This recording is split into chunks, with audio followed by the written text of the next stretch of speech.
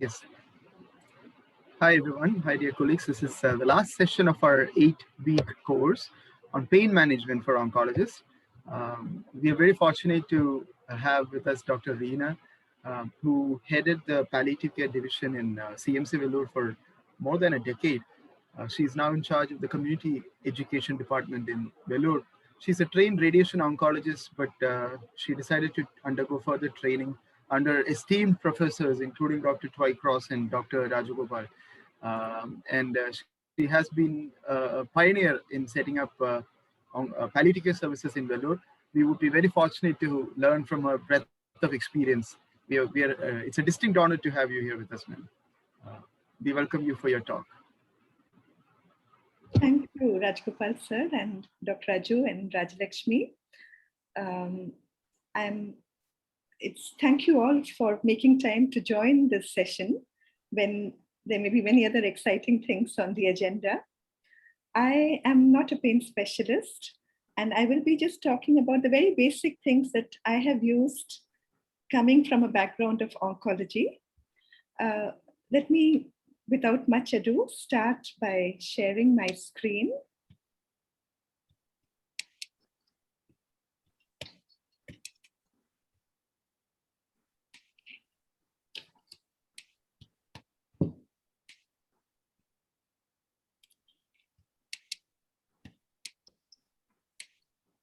So are the slides visible now?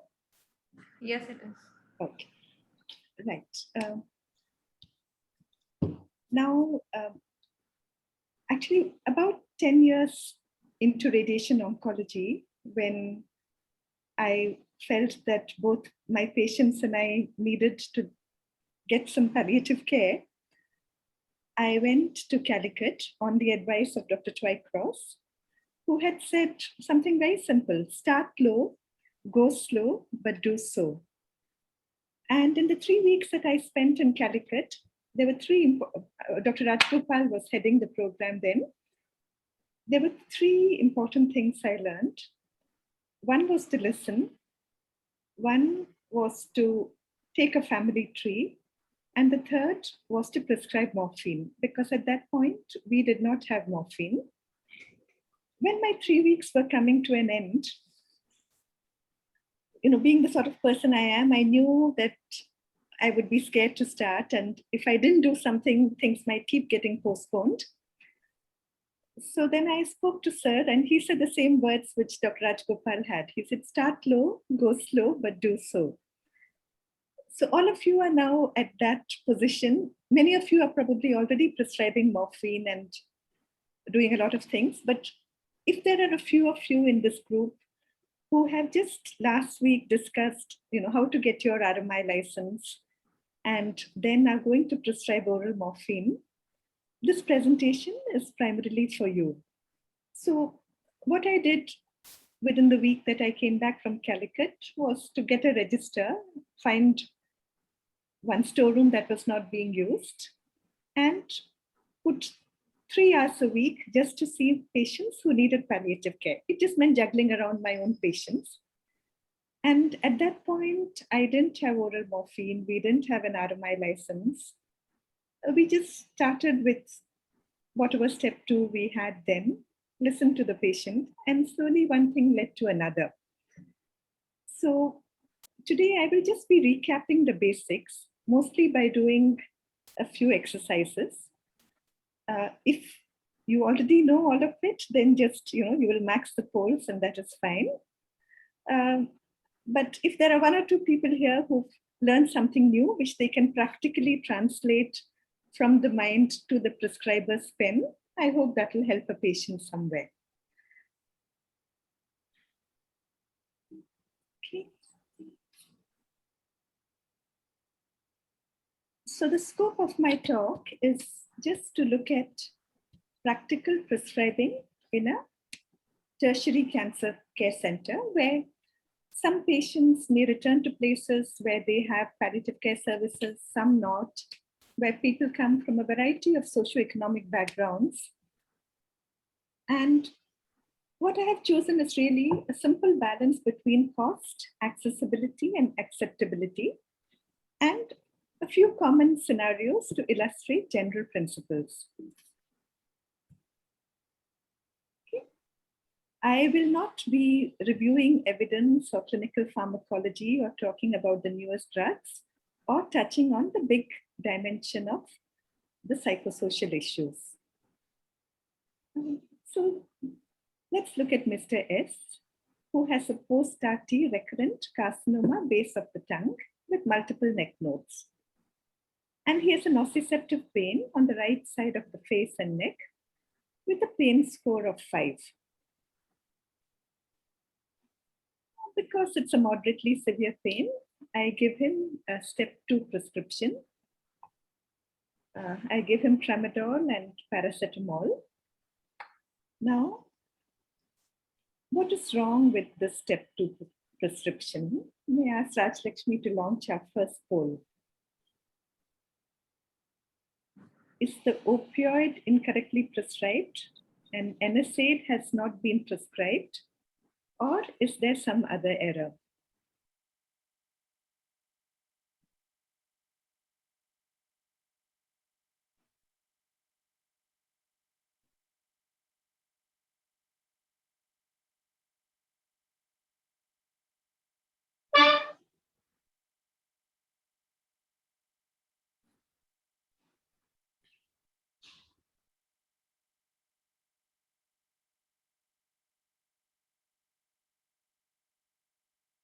So,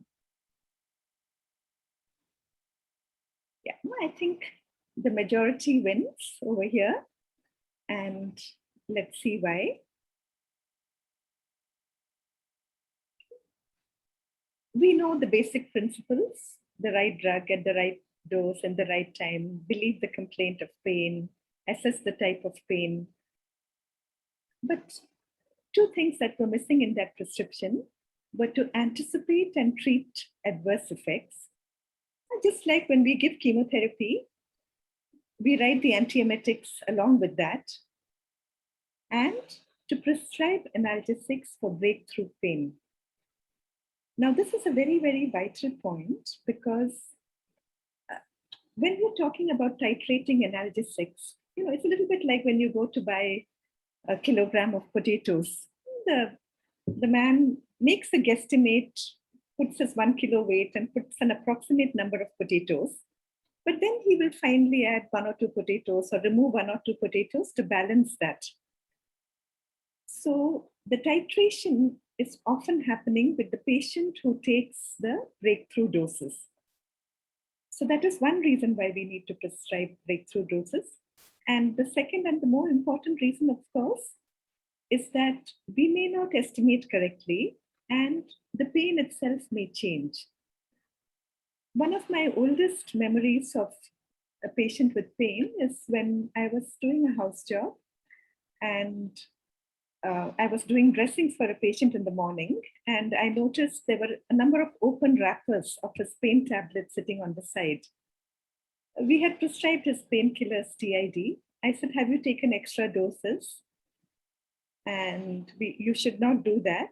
And he said, kya karoon beti, darad bahut hota hai, to lena hi padta hai. And then I gave him a big lecture on how overdosing analgesics is wrong. That night, I was called to the ward for some other emergency. And as I was leaving, I happened to see this man. The rest of the ward was sleeping. He was sitting awake.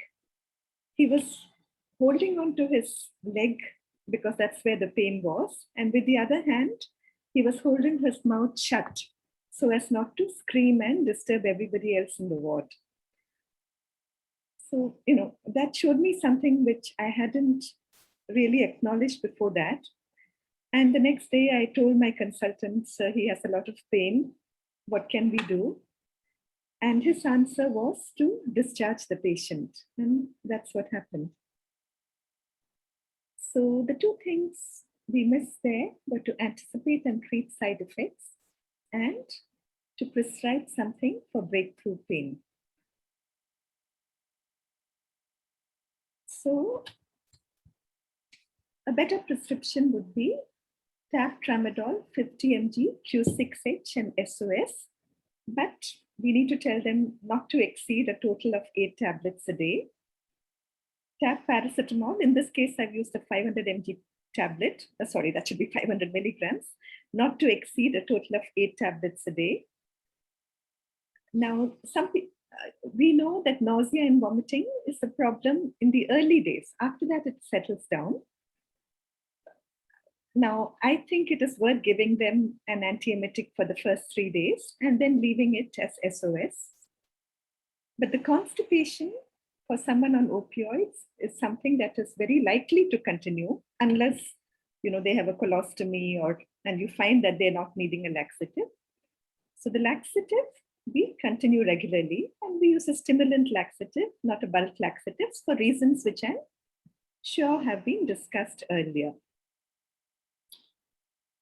Okay. Now, 1 month later, Mr. S returns to us. Now he's taking tab tramadol 50 mg Q6H and 4 SOSs a day. The paracetamol, 1 gram, he's on the maximum dose, and the pain is uncontrolled. So what shall we do now? Can we look at our second poll?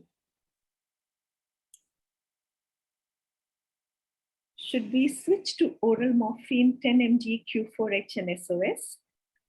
Should we add oral morphine 5 mg Q4H and SOS? Or should we switch to oral morphine 5 mg Q4H and SOS?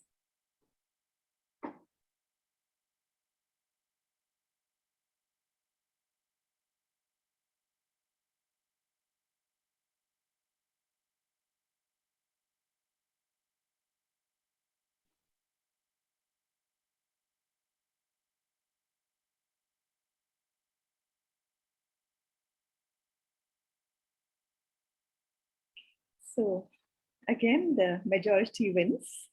And as you would know, the reason for that is pretty straightforward. Sorry.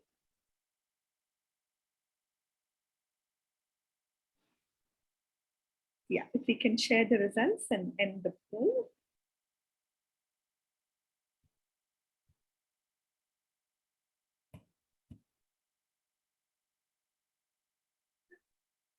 The reason for that is that basically we have converted the tramadol to an equivalent dose of morphine. Yeah. So, and remember, he's actually not taking 50 mg tramadol 6-hourly. He's taking 50 mg tramadol plus 4 SOSs. And as you know, if someone is needing more than 2 SOSs, then really the baseline needs to go up. So Mr. S is taking 400 mg of tramadol, which divided by 10 is 40 milligrams of morphine. Now, if you're going to give that Q4H, we get the wonderful irrational number of 6.6 milligrams Q4H, which is not very helpful to anybody. So should we round off to a higher dose of 10 or a lower dose of 2? A basic simple principle is that when we are moving from oral tramadol or a weak opioid to oral morphine, generally you would move to tab morphine IR 10 mg Q4H and SOS, unless it's a frail elderly patient or someone you're worried about for some other reason. On the other hand, if you were in a situation where you did not, where you had a good access to morphine and your patient was going to keep coming back to you, you could have given him morphine from the very beginning because that would have been less costly. So in an opioid naive patient with normal renal function, the starting dose of morphine is usually tab morphine IR 5 mg Q4H and SOS. So that was a brief recap of step 2. Were there any questions at this point? If you could if there are, just feel free to unmute and ask.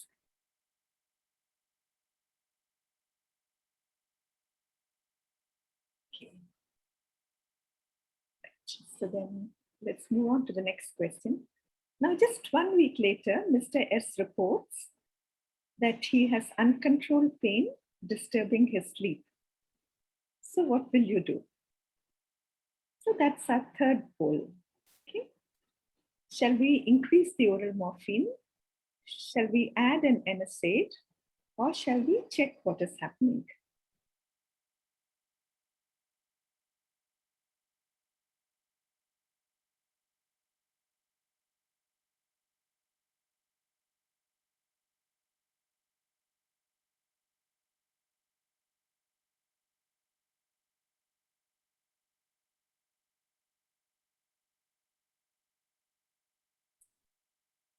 So we can share the results, and I think we have an overwhelming majority that has chosen the correct answer, which I think is probably the main take-home message from this entire course.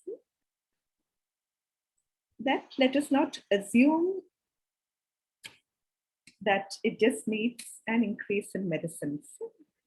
We have to assess the compliance and the factors that are contributing to the pain. Now, in most of our country, I think it would be fair to say that the commonest cause, not only for uncontrolled pain, but for uncontrolled diabetes, uncontrolled hypertension, antibiotic resistance, uncontrolled cancer, is poor compliance. Now, Mr. S is not able to comply because he's taking it 3 times a day, but he forgets it in between. He's not taking the paracetamol because the tablets are too big. And then when you probe a little bit further, he says 16 tablets a day.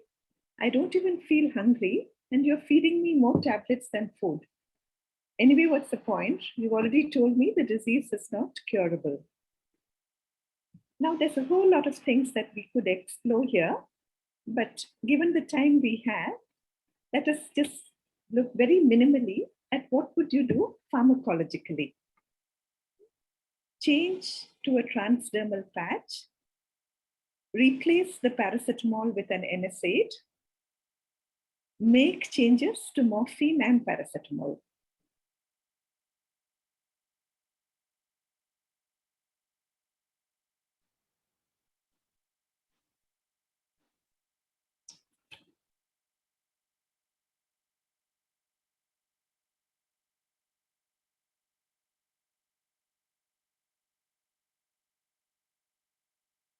Okay.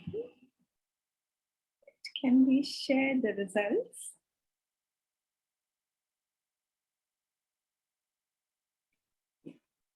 Now, before we discuss the answer to this, I would just like to recap some basic principles, not only in pain management, but in any medical care, including oncology. When we make a therapeutic decision, we need to weigh the benefits and burdens. And especially in the conditions that we are dealing with, what is the estimated survival in months? What are the projected costs over the estimated survival? Like if you're going to prescribe a particular chemotherapy, you will not think only of the course for cycle 1, but for the entire course. What are the toxicities over the projected survival? If you were giving anthracycline, again, you would not look at the toxicity of 2 cycles. And what coexistent problems are present? I think these are some basic questions we need to keep asking ourselves in any therapeutic decision. So if we apply this to this scenario where Mr. S is having too many tablets, his estimated survival is in months. If I change the oral morphine to a patch, I'm adding at least rupees 4,000 a month to that. To most of us, that's a significant amount. And it's about 80 liters of milk per month, 2 liters of milk a day. So many times the medicines which we make our patients eat are probably keeping food out of their children's mouths. And remember, this is only one of the many expenses he has medically. Here again, I'm remembering a patient to whom I prescribed the fentanyl patch for a very good reason. He was in the last few weeks of life, he had bowel obstruction. And when we did a home visit, we realized that that week, the family had taken their 13-year-old daughter out of school. and sent her to go and pluck flowers to make a living. And she was being paid the princely sum of 5 rupees an hour to pluck flowers. And my fentanyl patch was costing 150 rupees a day. So what else can we do? Now, can I replace the paracetamol with an NSAID? 15 years back, all my patients got NSAIDs, but increasingly I have become conscious that whatever class of NSAID we're using, all NSAIDs cause renal damage with long-term use. So if there's a particular type of pain that needs NSAIDs, yes, I will consciously use it, but it would not be something that I give by default to everybody. So first, let us look at the morphine. What I can very simply do without adding too much additional cost is to change my immediate release morphine to sustained release morphine. So that reduces 6 tablets to 2. And then can I change those 8 tablets of paracetamol to something simple, which will cover the symptom cluster? Is it important to look at the number of drugs we give? So this is just a little fun poll, an interval in between all this. Okay. So when you were prescribed capsule ampicillin 500 mg 4 times a day for a week, did you take it 4 times a day for a week, 3 times a day, or 4 times a day for the first 3 days and then less frequently because you forgot?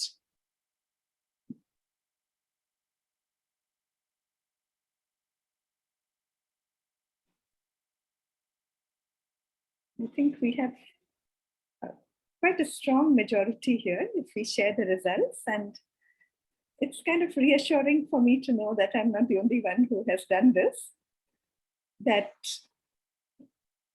we're not, the more frequently something needs to be taken, the more it's likely to be missed. Now, most of our patients on IR morphine, the pain is a reminder, and so they take it. But with patients like Mr. S, it is well worth changing to a simpler regime. Okay. Right, so now I have tried to help Mr. S, put him on tab morphine SR, 30 mg twice daily. I have continued my domperidone and bisoprolol. But things never seem to be simple. I'm asking you to make a correction to this prescription as well. So what is the error here? What is our next poll? Is it the wrong dose of SR morphine? Are we missing immediate release morphine? Or is it the wrong frequency of SR morphine?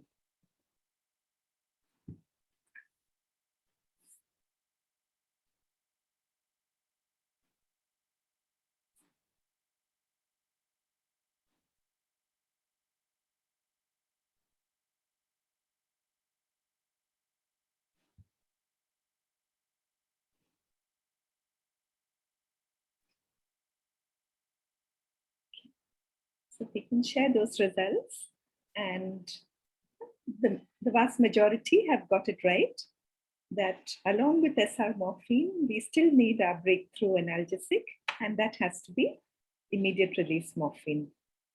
Okay.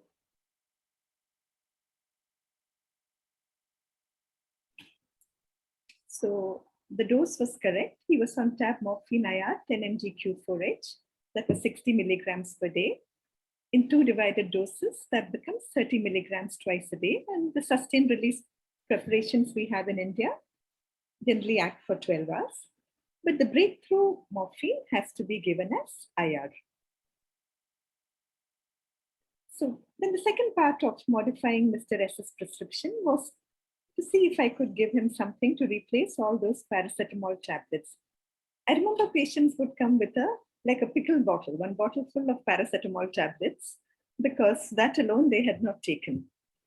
So what is our symptom cluster? Mr. S has told us he's not hungry, he's not sleeping. He also has the pain which is now going to the ear.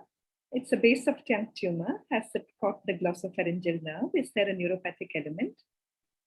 And he's telling me, what's the point? Anyway, I'm not going to be cured. So what shall we use that would help many of these symptoms? So again, we recap those principles. Estimated survival cost. Here we're looking at what are the toxicities over the estimated survival and what can help but not worsen coexistent problems. Now, as you know, in cancer, for something like testicular cancer, where you've got one clear protocol because results are good, things are easy. But very often, when we have multiple choices, it's because nothing is very great. I'm sorry that the text on these slides are a little small, but I have here two antidepressants, a tricyclic amitriptyline 25 milligram HS, a newer antidepressant mirtazapine 7.5 mg HS, and an anticonvulsant pregabalin 75 mg BV. One costs 75 a month, one costs 200 a month, and one costs between 1,000 to 3,000 a month. Adverse effects, one because of its anticholinergic effects, dry mouth, urinary retention, postural hypotension, and constipation. The other one, weight gain. The third one, dizziness, ataxia, tremor, maybe weight gain. So that's the adverse effect profile. Now, amitriptyline and pregabalin have studies showing that they're good for neuropathic pain. Mirtazapine, I don't really have that, but I have a little bit of evidence that it's good in fibromyalgia. Amitriptyline and mirtazapine also improve the sleep and improve the mood. Mirtazapine has fewer drug interactions and it also reduces nausea. So which of the three would you choose? I have not put a poll here because my own choice is not really heavily balanced by literature. But I'm just sharing with you that for over 10 years, mirtazapine has become my adjuvant of choice for the reasons I have put on this slide.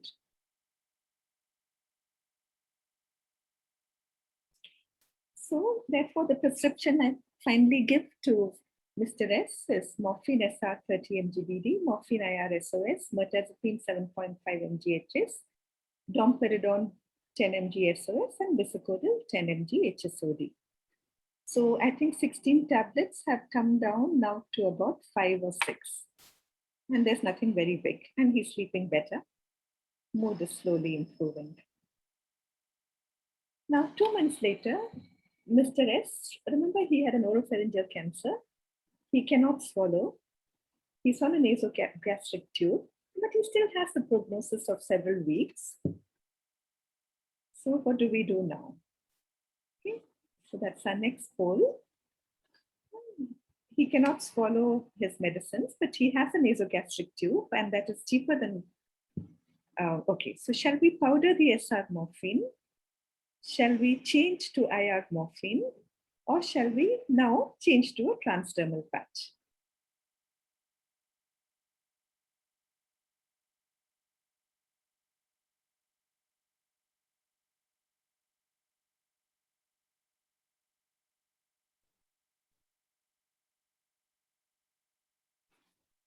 Okay, so let's share those results. It's very evenly divided. And the correct answer is to change to IR morphine. Remember, do not powder SR morphine because you will be giving the 3-fold dose in one go. Mr. S's problem was that he didn't like taking tablets. Now the burden has moved from Mr. S to a caring relative who's probably already feeding him 4-5 times a day. And so that IR morphine can go down the NG tube. And for the reasons I mentioned earlier, I still would not change to a patch at this point. If Mr. S is very frail and has, generally become weaker, I might go down to a slightly lower dose of IR morphine. But the main take-home message here is Do not powder the SR morphine and administer that orally or via NG tube. The next slide, sorry.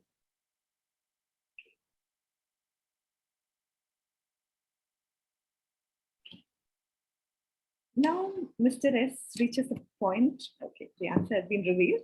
When can we have the next poll, Raju?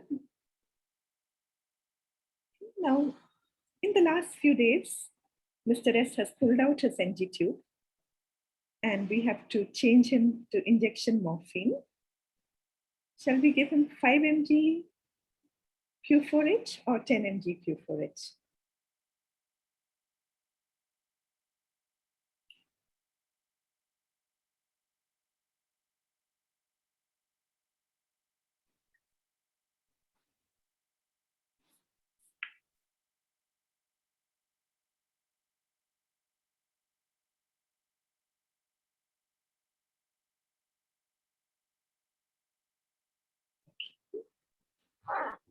Yeah, and share the results. And the majority have got it right.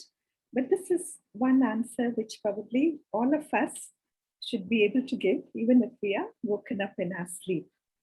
Because oral to injection, the ratio oral to subcut is 2:1. And if we give the same dose, we are in effect doubling the dose in a patient who actually might be getting frailer and weaker. In fact, at higher doses of morphine, I might even give a little less than half. So that's an important take-home message that oral morphine to injection morphine, subcutaneous morphine, reduce the dose by half. And you can always give your PRNs. Now, maybe you're in a situation where injection morphine cannot be given at home.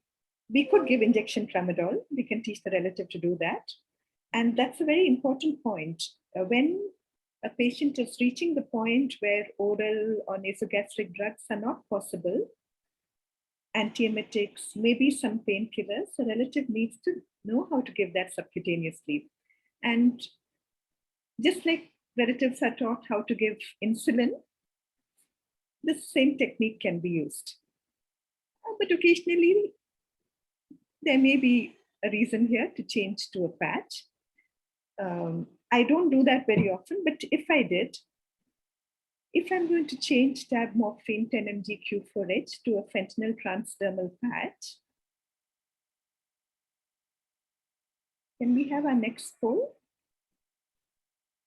Oh, sorry, before the poll, we have to remember our opioid conversions. Okay, sorry, we'll just wait a minute for the poll. And the simplest way is the way that Dr. Twycross describes. Multiply the total 24-hour oral morphine dose in milligram by 100 to obtain the total 24-hour fentanyl dose in micrograms. So here, assuming Mr. S was not taking any PRNs, he was taking 16 to 10, 600 microgram fentanyl over 24 hours. You divide that by 24 to get the hourly dose, which is a 25 microgram patch. Basically, the commonest patch and the commonest tablet are kind of going hand in hand. So on the 10 mg Q4H, he's needing a 25 microgram patch. So you can imagine if he was on 20 mg Q4H, changing to fentanyl would be quite an expensive proposition.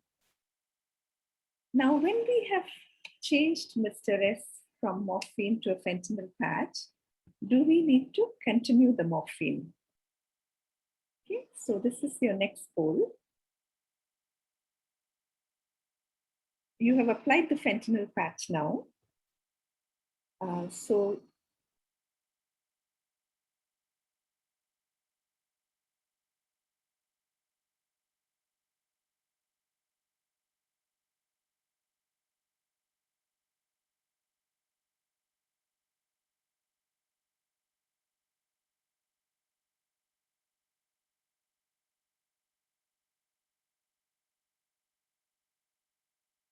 maybe we can share the results. It's a close vote. But the correct answer is B, because the fentanyl patch is not going to kick in immediately. Remember, it has to make that depot under the skin and then get released. And so if a patient thinks that by buying this expensive patch, he's going to get immediate pain relief, unfortunately, that's not true.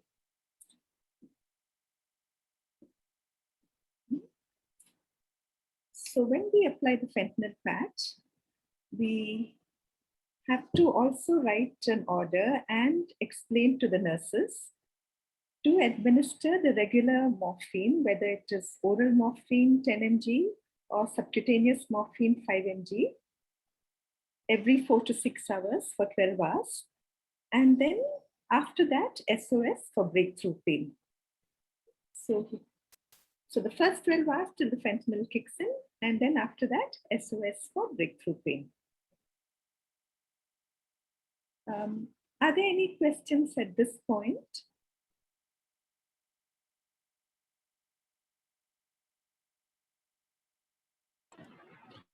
If only a fentanyl 25 patches available, but the dose required is 12, can we cut it to half?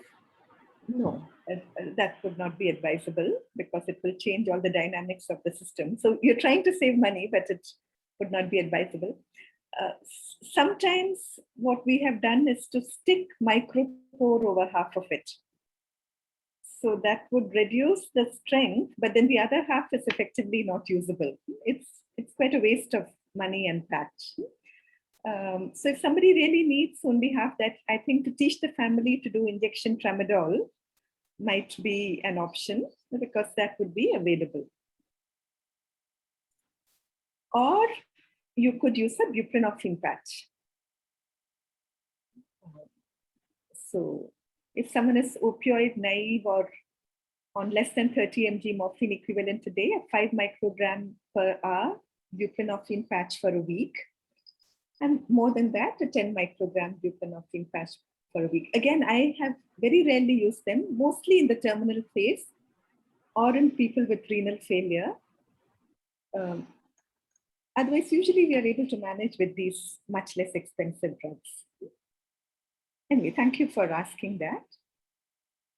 So finally, I would just like to say in the year that I worked with Dr. Twycross in Oxford. Now, Dr. Twycross is the godfather of palliative care in the world, just like Dr. Rajgopal is the godfather for us in India. He did the research on morphine. He's written the palliative care formulary. Now, you would expect that a professor of that caliber would be always keeping us up to date, asking us about what is the latest evidence, what is the newest drug, what receptor does it act on. But that was not the case. In fact, he would catch us if we had started a new drug. He said, we used to manage to solve these problems using old, cheap, time-tested drugs. So find out a way. And over the years, I have learned the wisdom of this more and more for 2-3 reasons. First, a simple and cost-effective protocol that the patient will comply with is better than a state-of-the-art regime that may be discontinued. And we know that in oncology. A chemotherapy regime that the patient will complete is better than something they'll discontinue after the first 1 or 2 cycles. Secondly, many of the fashionable drugs today, 10 years down, you discover very nasty side effects. And then everybody is left feeling a bit stupid. So I like the simple, cost-effective, time-tested drugs. So with that was all that I had to say. Thank you for participating in the polls. And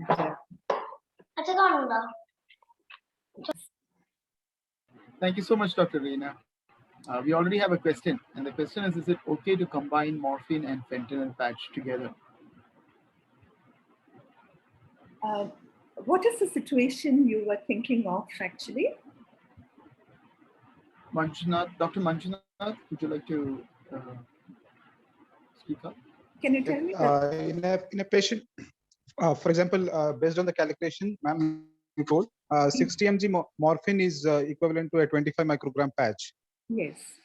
What if the patient is on 80 mg morphine can we put him on a 60 mg patch and 20 mg morphine? Is that doable? Now, if he can take the 20 mg morphine, then why do we want to put the patch anyway? No, this is a hypothetical question. Is it possible to combine the two drugs? What is the effect on respiratory depression? Will that be a concern? Yeah, thank you for asking the question. See, as I had said earlier, even somebody who's on a fentanyl patch still needs an opioid for breakthrough pain. And most of the time, it may be, if it is because he cannot take things orally, then it may be injection tramadol or injection morphine. If he can take things orally, then yes, for the breakthrough pain, you can give oral morphine IR. But if he's able to take oral morphine IR and he's not in bowel obstruction, there really is no need for us to put the fentanyl patch and add 4,000 rupees a month. There's no need to complicate it unnecessarily. But just a very basic pharmacologic question, yes, you can give fentanyl and oral morphine together. So please correct me if I'm wrong, because I'm not the pain specialist here. Another question: how long can you continue ibuprofen 400?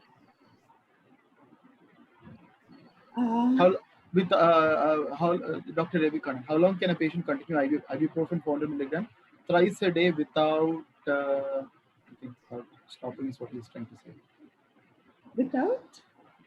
He hasn't completed the last part. So I don't.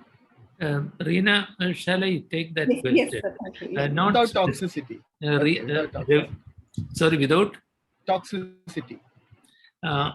Ravi, I jumped in because this is a question that will go beyond oncology. It could apply to one of our grandmother with severe osteoarthritis, which is not the pain not being treated by anything else. You don't use ibuprofen, you could have the consequence of contractions. So even in cancer, you come up with these situations. Maybe the simple answer is you cannot use ibuprofen even a single dose with zero toxicity chance. The toxicity to the stomach is real, mostly prevented by gastroprotectants, but no guarantee. Some people get gastric erosions which are silent, nevertheless. The renal toxicity, even a single dose in a dehydrated patient, renal toxicity is possible. The other answer is indefinitely, if with gastroprotectants and with attention to hydration in a person with normal renal function, yes, indefinitely with frequent monitoring. If necessary, if there is no other choice, we use ibuprofen only if it is absolutely indicated. Say, for example, in bone mets, etc. Or any condition associated with a lot of inflammation may warrant that. Reena, please add a comment or feel free to disagree. No, so that is precisely what I feel. I have moved from using NSAIDs a lot 20 years back to very little now. Huh? And even for things like bone pain, for those of you who are working in cancer hospitals, if you have easy access to radiotherapy, you can actually bring down the pain analgesic requirements quite a lot. We have a logistical question from Dr. Raju. How can we purchase fentanyl in Kerala?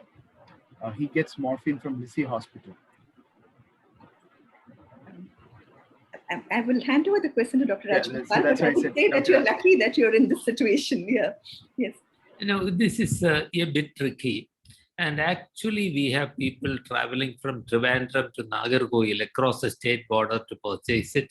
Because here, what Dr. Raju, you will have to do is, as you get your RMI status, you, like us, stock a limited quantity of fentanyl patches also in your hospital. For some time, an agency was permitted to sell it but that was, to the best of my knowledge, that was stopped. The state drug controller has to permit its sale through an agent on prescription. But then again, all the prescription, the agency is supposed to go by all the prescription uh, restrictions, which are difficult for them to follow. So become an RMI, stock it, then we can use it, which is what we do.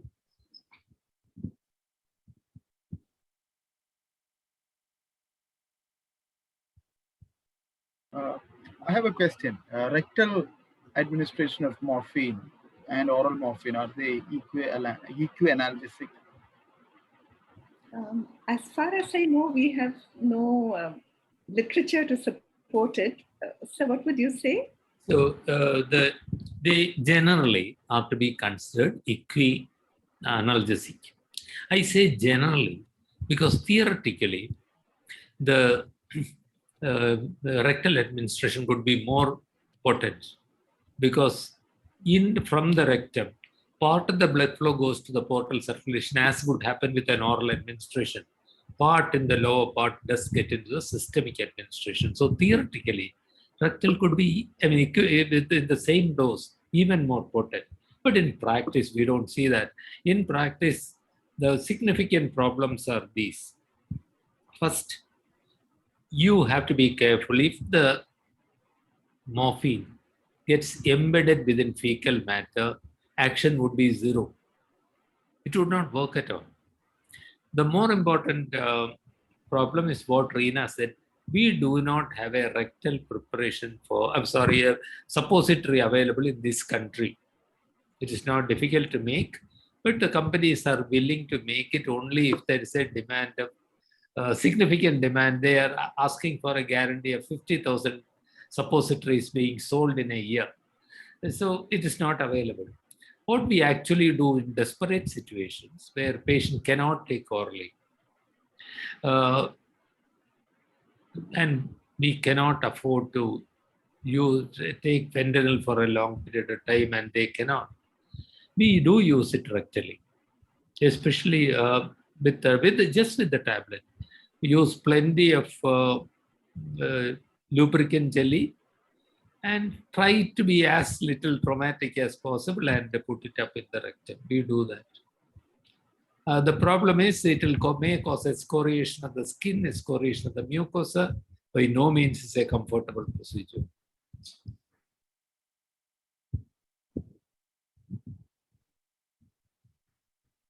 Dr. Sunil, I have a question. Can I ask? Sure. So in children pain, I think the ladder is, they don't recommend tramadol, right? So what is your experience? You straight away from paracetamol, do you go to morphine, or you have practically what else can be given? shall I? Reena, you want to take that or shall I? Please do. Neither, even in adults, the second step is not absolutely necessary.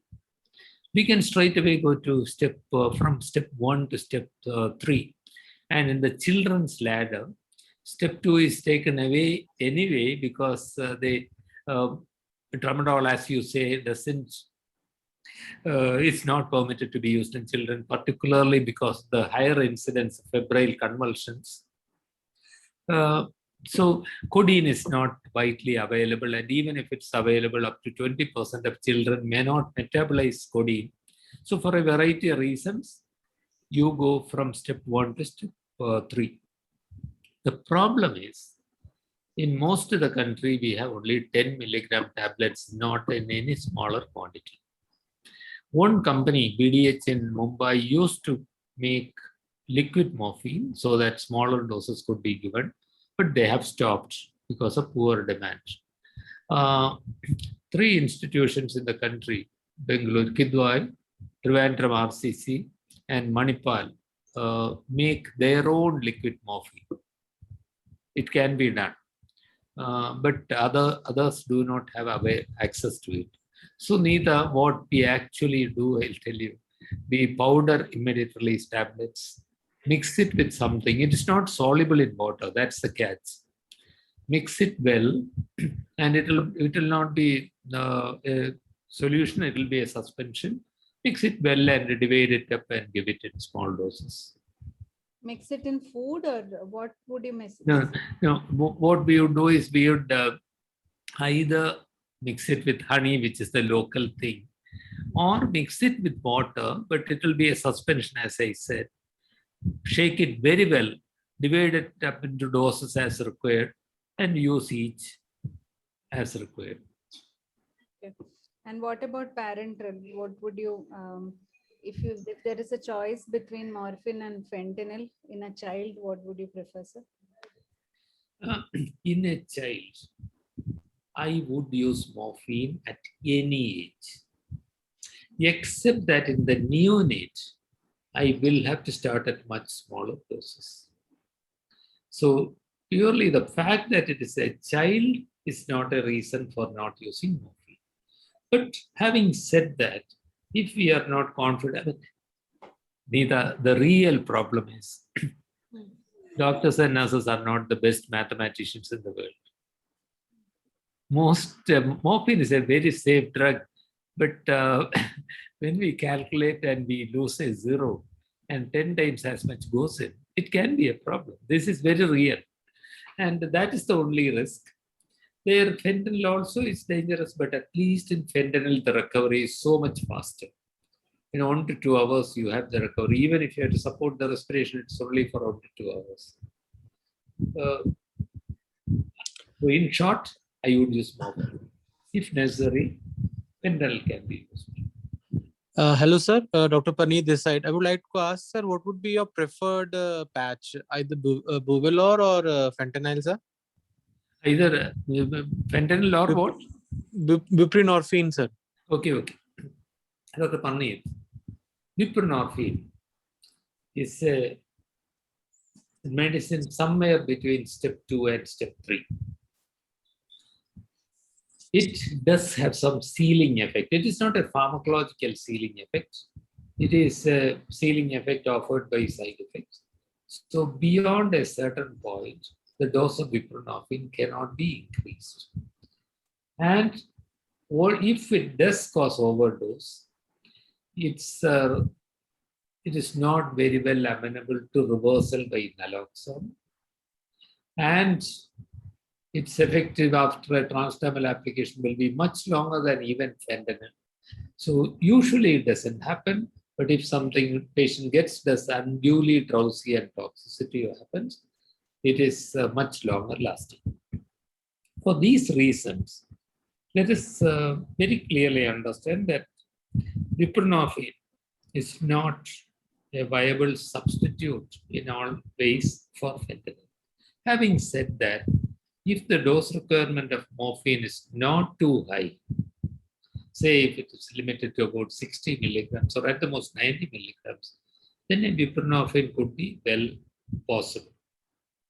Whether it is fentanyl or buprenorphine, let us also understand clearly that either is good only for constant pains. If the pains have huge ups and downs, these medicines are not the best, and morphine would be the better drug. Sir, I am a radiation oncologist. So my question was the patients like head and neck patients who have severe pain towards the end of their treatment due to mucositis and all. So we give them some kind of a patch, either this or either that. So the pain is always constant for them till, maybe 7 to 10 days after finishing of radiation, because of the peak they get after 4-5 days of finishing radiation, and then subsequently they come down very slowly. So that was my question, because changing of patch every 3 days is a little tricky for them as compared to changing the patch for maybe 6-7 days as in buprenorphine. So that was why we were actually I get that fentanyl is a better thing, but then changing is also an issue, as we've discussed here also, that frequency does have a negative impact on the people using them. Dr. Parnit, in my opinion, I would invite comments by Reena if she disagrees. In my opinion, buprenorphine can well be used in that situation, particularly because the corresponding dose requirement of morphine is unlikely to be very high. Yes, sir. So that should be fine. Yes. Dr. Reena? Yeah, I would agree that the buprenorphine is fine if you are choosing to go with the patch. I think for most of our patients, we would just use oral morphine because those are small tablets and much less expensive than the patch. I would totally agree, Reena. Good evening, sir. I have a question. Yes, Dr. Ritesh. Yeah, sir, I just wanted to ask, among the adjuvant analgesics for neuropathic pain, so what would be your preferred drug among amitriptyline, mirtazapine, and pregabalin? And the second question is, in the patient which we had discussed, would it be wrong to start some adjuvant analgesic like, amitriptyline or something like, gabapentin right from the beginning? Because the patients with tongue cancer, advanced tongue cancer, would have some component of neuropathic pain. Sorry, the first question. Okay, my first choice would be amitriptyline. For the reason Reena has already given, apart from the cost. But also, by the way, in 2018, if you just Google for WHO guidelines, cancer pain will spring into view.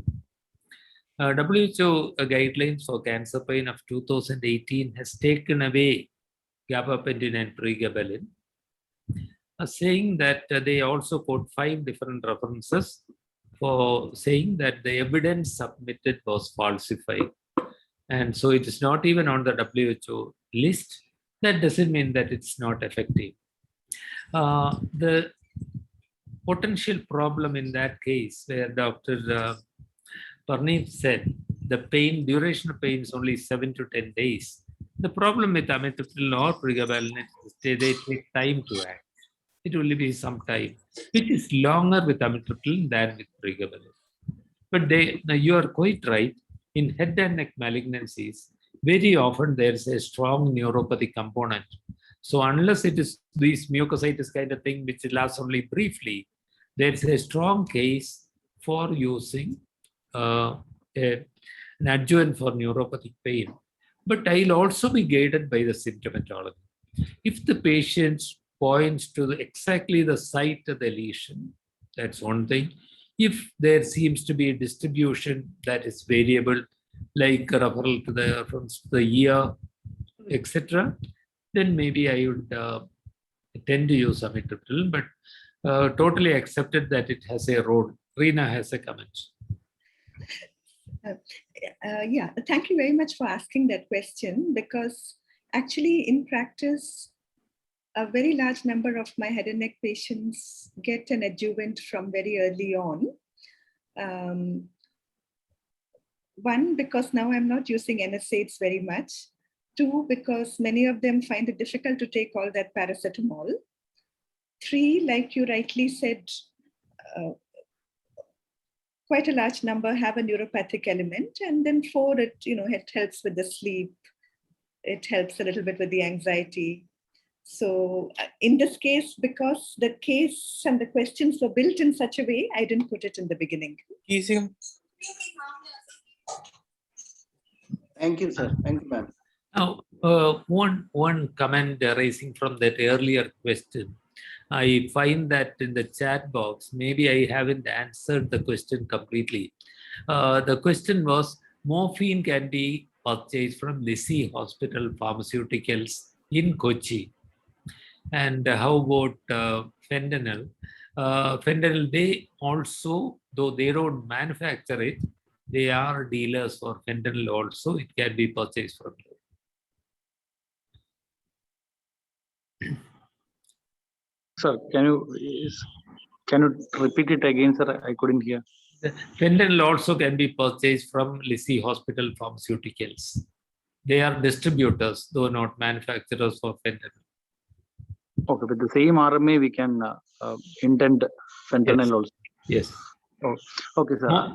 Of the drugs that we commonly use, morphine, fentanyl, and methadone can be ordered by any RMI without any other license requirement. So what about sustained release, from where can we get, sir? If I'm not mistaken, they do are distributors of sustained release morphine also. But otherwise, can't remember. But it doesn't have to be in Kerala.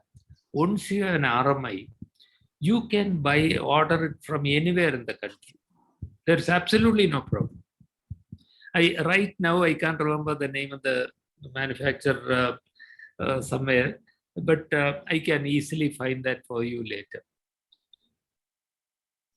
Thank you, sir. Sir, one more question, sir. I would like to clarify whether the practice we do here is correct or not.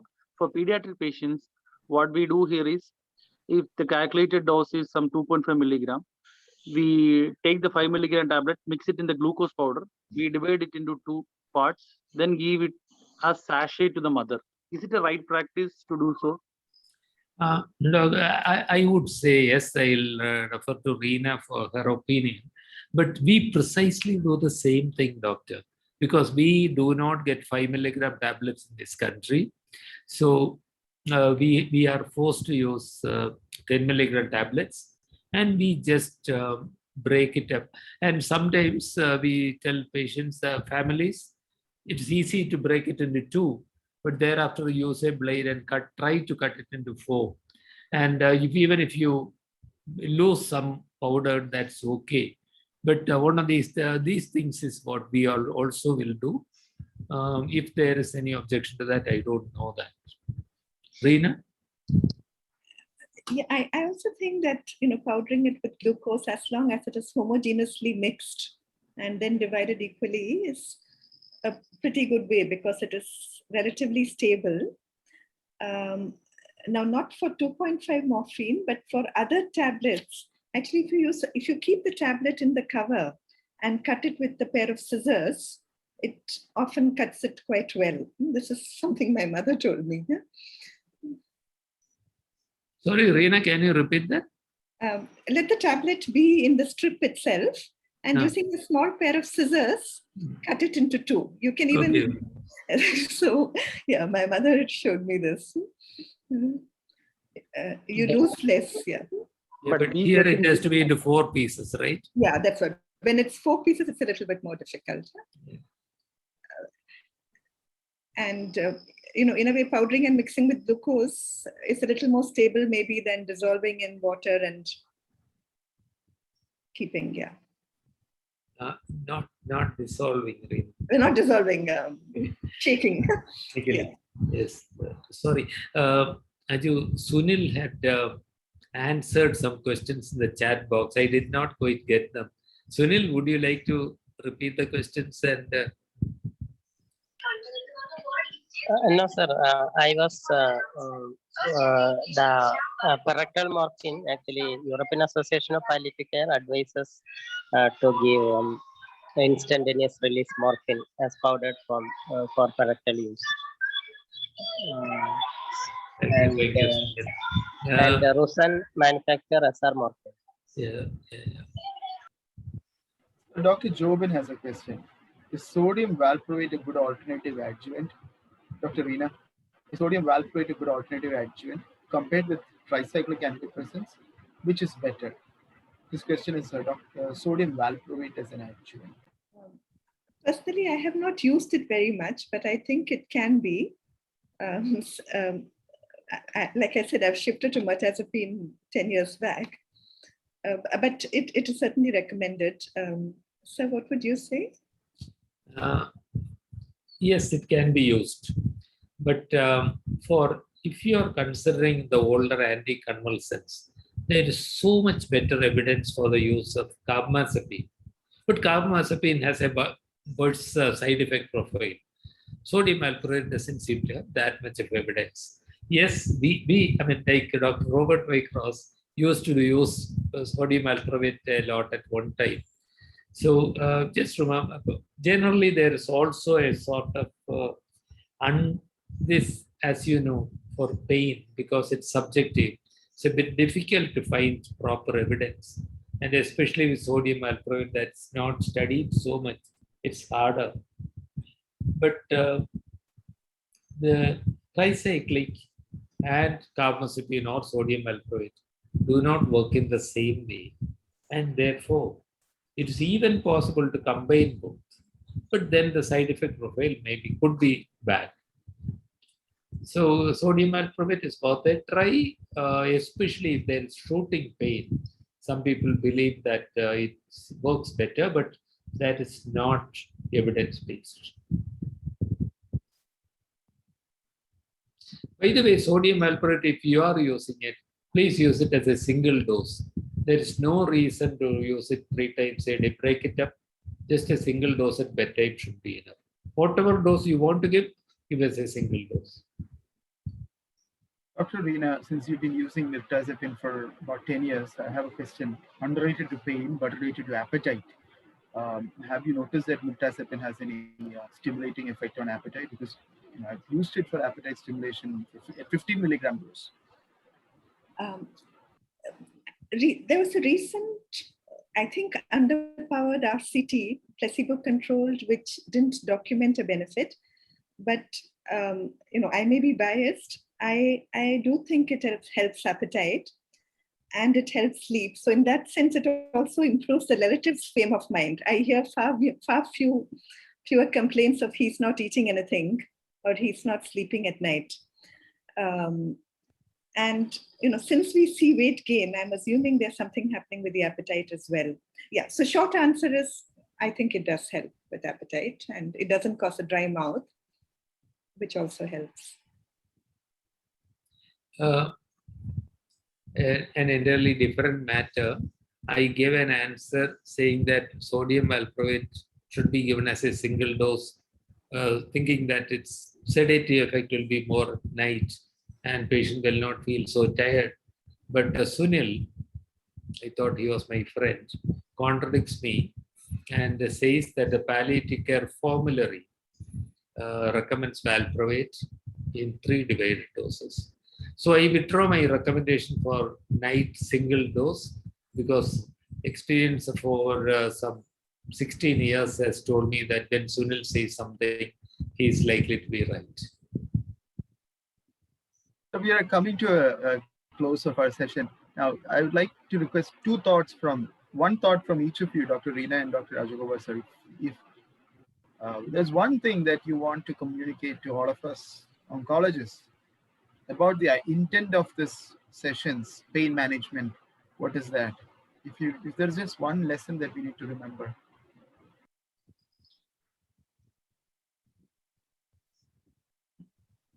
Rajagopal sir is probably ready with his answer.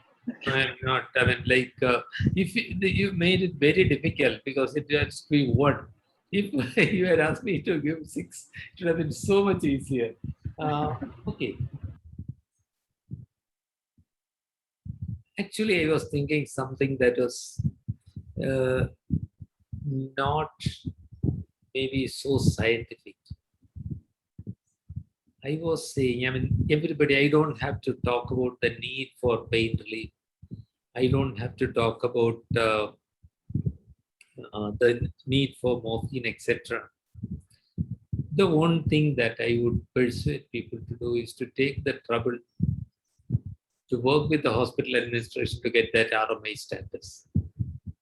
It is not fun work, but then we are here to help with the dirty work. Reena? I think what I would say is that not just with pain, but with whatever therapeutic decision you're struggling with, put yourself in the patient's position. If I were him with this financial status and with this situation, what would I choose? Sometimes you'll find that then your answer is different from what your rational mind would have thought. And then, of course, you would give the option, but ask yourself that question before you offer the options. And the second thing was what I said in the beginning, start low, go slow, but do so. You don't have to wait for everything to be there. Maybe it's because we are well past time. I didn't realize. Aju, Sunil is reminding us about getting the feedback. And also we had some messages to give and to get feedback from about some sort of hand-holding session later. So shall we get the feedback now? Yes. So one of the idea behind this course is to help a lot of us who don't work in RMI institutions to get their RMI status, and also to help us prepare and equip us to prescribe pain medications to our patients. But it is not easy. I mean, once we get into the process, we will see obstacles coming up, barriers that may prevent us from moving further. So I think it is important that we need to regroup after a X amount of time, just to check back with everybody to see if there is any specific questions, any roadblocks or barriers. I am looking for feedback in terms of how soon should we meet again for that one-off session, in case you have questions that we can address. Please write that in the chat box, your thought. It could be 4 weeks, 8 weeks, 12 weeks, probably for an hour. That's the first thing. Second thing, I really want to thank Rajagopal sir for this entire session. It's thanks to his inspiration that we pursued this. Rajalakshmi has been very kind and following up with everything. It's we owe a big deal to her. Thank you. And Dr. Reena, thank you for the wonderful session. It was a perfect session to end this 8-week module. Looking forward to feedback from everybody. Raju, also, would you like to add anything else? Sunil, Raju, about the feedback, you want to say something? So we have shared a feedback link now. It is for the feedback for today's session. We are also planning to give them an end evaluation link to all, which includes they can give us feedback about the entire sessions, like the timing of the sessions and all. So we'll be sharing with the entire end evaluation with the same group in coming week. So I request all to do that also, so that we can improve ourselves in this program. Please, everybody, please do fill the feedback. It is going to be very vital for us.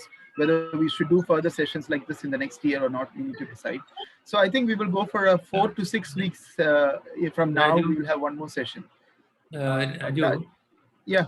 Can you just add this? Neeta has sent in a chat